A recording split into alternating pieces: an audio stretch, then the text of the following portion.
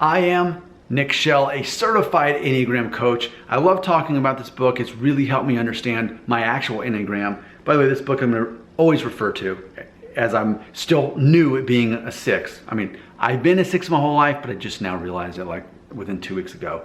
So I'm crediting what I've learned from The Honest Enneagram by Sarah Jane Case.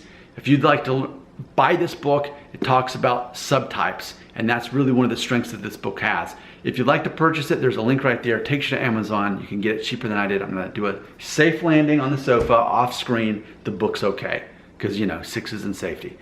Also, if you don't even understand what I'm saying when I'm saying I'm a 6 or Enneagram, whatever, there's a link below for that too. You can take a free test, takes about 10 minutes, and you can probably find out which one you are. And then lastly, if you'd like to become certified in Enneagram, as I am, and as 4 of my viewers have this year, there's a link below.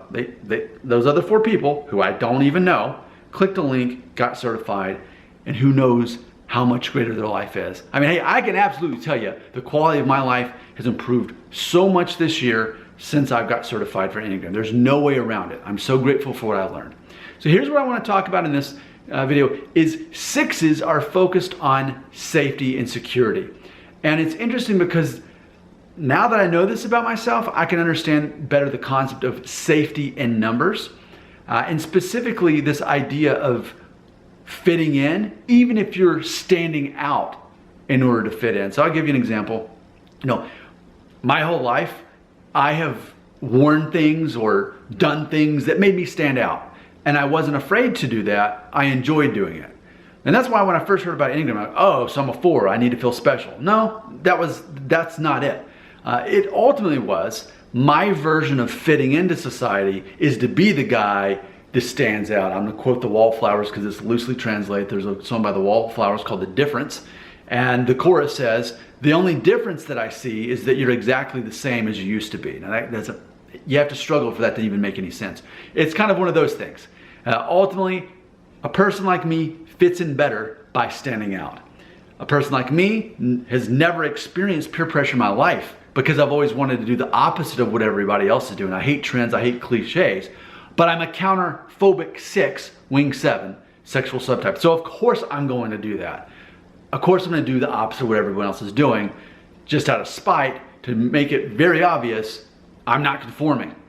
But by doing that, I'm ultimately fitting into society. Now granted, there are other times where I definitely don't want to stand out.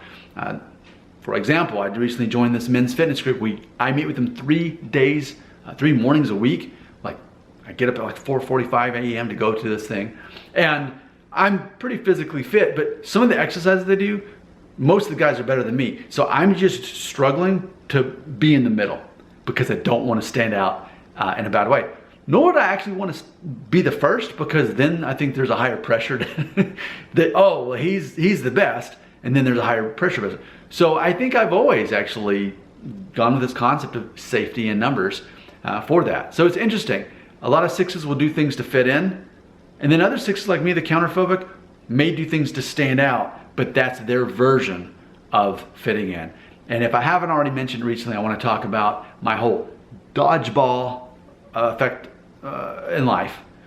For me, playing dodgeball as a kid, I was so good at it because I would let the teacher blow the whistle and everyone rushes and throws the balls and gets each other out. And I just wait a few minutes until there weren't many balls being thrown, and I just kind of pace myself up there, get the ball and get people out. And often I'd be the last one, and I would win just from that safety numbers concept. Let the other people get out. Same thing with, there's a neighborhood nearby that it would be a shortcut just to drive through, but it's new construction. I would get nails in my Jeep tires if I did that.